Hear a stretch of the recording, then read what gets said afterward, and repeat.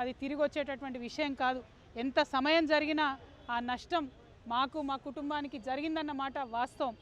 అయితే ఆ కఠిన సమయంలో నాతో పాటు డబ్బులు ఉన్నా లేకున్నా ప్రతి హియరింగ్కి ఇక్కడున్న మా అక్క చెల్లెలు అన్నదమ్ములు అందరూ కూడా ఢిల్లీ వరకు వచ్చి నాకు మద్దతుగా ఇచ్చి నైతిక స్థైర్యాన్ని ఇచ్చి ఇక్కడ నా పిల్లలు ఒంటరిగా ఉన్నప్పుడు వారికి అండగా నిలిచినటువంటి ప్రతి ఒక్కరికి కూడా నేను హృదయపూర్వకంగా ధన్యవాదాలు తెలియజేస్తా ఉన్నాను.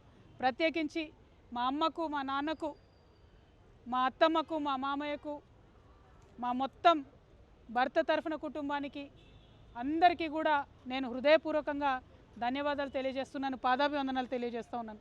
మీరు ఇచ్చినటువంటి బలంతోనే ఆ జైల్లో 5.5 నెలలు కూడా నేను పిల్లలు లేకపోయినా కన్నీళ్లు దిగమింగుకొని కర్తవ్యాన్ని గుర్తు చేసుకొని గడిపినానని చెప్పి ఈ సందర్భంగా తెలియజేస్తున్నా. మరి ఇవన్నీ జరుగుతూ ఉంటే ఇవాళ కేటీఆర్ అన్నగారి ట్వీట్ చూడడం జరిగింది. ఇప్పటి వరకు మేము పైన రైతు కమిషన్లో మరి మా గద్వాల రైతన్నల సమస్యలు, నిజామాబాద్ ఎర్రజొన్నల సమస్యలు, ఖమ్మం పామాయిల్ రైతుల సమస్యలు, ఇట్లా అనేక రకాలైనటువంటి సమస్యలను పైన వివరించి రావడం జరిగింది. ఎందుకంటే నేను పదే పదే చెప్పినాను, ఈ అంశం నన్ను ప్రజాసేవ చేయడంలో ఆపదు, నేను ఎత్తుకున్నటువంటి మార్గానికి ఈ కేసులు ఇవి అడ్డంకి కాదని చెప్పినాం. ఇవాళ కేసు తీర్పు వచ్చినప్పటికి కూడా మా కార్యకర్తలతో సంబరాలు చేసుకొని మళ్ళీ మా పని మీద మేము రావడం జరిగింది. రైతన్నల విషయాలు అనేకం రైతు కమిషన్కి వివరించడం జరిగింది. మరి వివరించి బయటకు వస్తున్నటువంటి సందర్భంలో కేటీఆర్ అన్నగారి ట్వీట్ని నేను చూడడం జరిగింది. అందులో వారు మరి ఒక పక్క కంగ్రాచులేషన్స్ చెప్తూనే ఇంకొక పక్క మా ప్రభుత్వం పడిపోవడానికి ఈ కేసే కారణం అన్నట్టుగా అర్థం వచ్చేలాగా వారు ట్వీట్ చేయడం జరిగింది. ఇవాళ నేను పొద్దున్నుండి బీఆర్ఎస్ పార్టీ సోషల్ మీడియా ఏదైతే అనేక రకాలైనటువంటి కమెంట్స్ చేస్తూ ఉన్నారో, ఏదైతే మొత్తం బీఆర్ఎస్ పార్టీ ఇక్కడ రాష్ట్రంలో ఓడిపోవడానికి ఈ కేసే కారణమని ఒక ట్విస్ట్ ఇచ్చే ప్రయత్నం చేస్తూ ఉన్నారో, వాళ్ళందరినీ కేటీఆర్ రామారావు గారిని సూటిగా నేను ఒక ప్రశ్న అడుగుతా ఉన్నా. నా మీద కేసు పెట్టింది ఎందుకోసం? పార్టీ కోసం కాదా? ఈ మాట కేసీఆర్ గారు చెప్పలేదా? మరొకవేళ నా మీద కేసు పెట్టింది పార్టీ కోసమే అని మీ అందరికీ తెలిసి ఉంటే ఇవాళ మీరు ఏదైతే ట్వీట్ చేసిండ్రో అది నిజమే అయితే నేను జైలుకి వెళ్ళేంత వరకు కూడా ఒక్కసారి కూడా మీరు ప్రెస్ మీట్ పెట్టకపోవడం ఎందుకు?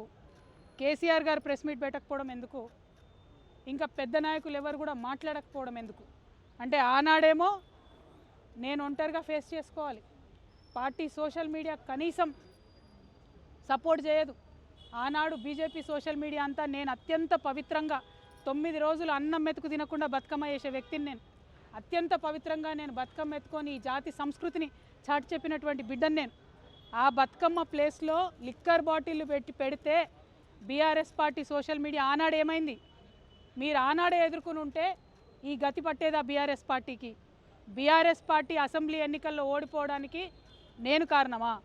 ఒక్కసారి ప్రజలు కూడా రివైండ్ బటన్ దయచేసి నా కోసం ప్రెస్ చేసి ఆలోచన చేయాలి. ఆనాడు ఉన్న అంశాలు ఏంటిది?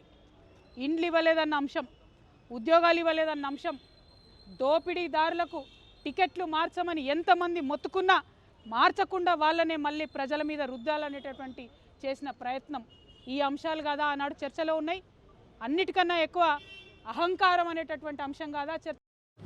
ఇవాళ వచ్చినటువంటి తీర్పుని అనుగుణంగా మలుచుకొని బీఆర్ఎస్ పార్టీ ఓటమిని నా మెడలో వేయాలని చూస్తున్నారు. ఇది కరెక్ట్ కాదు. కేటీఆర్ గారు, మీరు ప్రజలకు జవాబుదారీగా ఉండాలి. You are living in a denial my dear brother. Accept the fact, understand what has happen during that election, take steps accordingly, fight it out in people. Do not blame me for this. Whereas the party supported me. 3 years of the cases, did party social media support me? ఇవాళ పొద్దున్న నుండి సన్నాయి నొప్పులు నొక్కుతున్నారు. పెంపకానికి వచ్చిన court తీర్పా ఏందో అడ్డమైన రాతలు నేను ఆ సోషల్ మీడియా చూడను. దీనివల్లే బీఆర్ఎస్ ఓడిపోయింది అంటున్నారు. మరి ఎందుకు మాట్లాడలే? నేను పార్టీ కోసం కాదా జైలుకి పోయింది? మీకు తెలియదా ఏం జరిగిందో వెనకాల? నా మెడలో పార్టీ ఓటమిని వేయాలని చూస్తే ప్రజలు కూడా హర్షించరు. ఇవాళ నేను కోరేది ఒక్కటే, నిజాలు చెప్పండి దయచేసి. నేను ఆనాడు నిజమే చెప్పి నాకు సంబంధం లేదని ఇవాళ న్యాయస్థానం కూడా నా నిజాన్ని సమర్థించింది. రేపు 2 నెలల్లో నేను కొత్త పార్టీ పెట్టబోతా ఉన్నా. ఆ దేవుడు ఆశీర్వాదంగానే ఇవాళ తీర్పు వచ్చిందని చెప్పి